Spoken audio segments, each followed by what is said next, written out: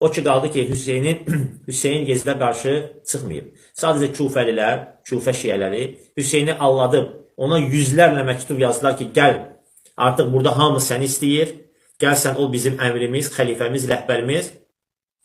Və bunu anlayan, dərk edən böyük sahabələr Hüseyni yoldan saxlamağa çalışdılar. Hətta bəziləri gedib yolun yarısında ona çatıb dedilər ki, qayıt burada. Onlar xəyanətkardır, yalancıdır, atanı və qardaşını da onlar öldürüb. Getmə onların çağırışlarla. Lakin Hüseyin artıq onların dediyinə o qədər inanmışdı ki, Aqili də göndərmişdi. Aqil orada da müəyyən qədər gəzib baxmışdı vəziyyətə. Hətta Aqilin özünü də orada öldürmüşdülər, Hüseynin səfirin. Buna baxmayaraq yenə də getdi. Mərdliyindən dolayı getdi.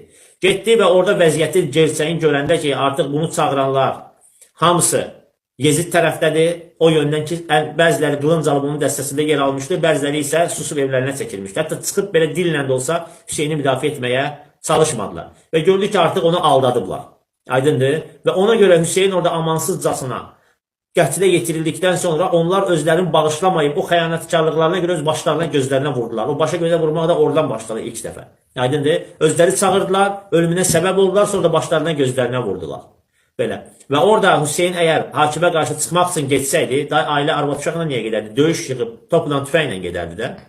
Aydındır. Və həmçinin əgər ora hakimə qarşı çıxmağa getmişdisə, orada Yezidə o təklifləri niyə dedi? Yezidin qoşununa dedi ki, gedin xəlifəyə, Yezidə çatdırın ki, ya mənə izin versin geri qayıdın, ya izin versin gedim cihad olan yerdə müsəlmanların ordusunda vuruşum, ya da məni buraxın gedim Yezidin qəsrinə onunla üzbəüz görüşüb söhbət edeyim. Lakin oradakı o amansızlar, insafsızlar, qəddarlar buna imkan verməyib, orada amansızcasına, zalimcəsinə Hüseyni məzlum olaraq qətlə yetirdilər. Allah ondan, atasından və qardaşından və bütün əhl-i beytdən və sahabələrdən razı olsun.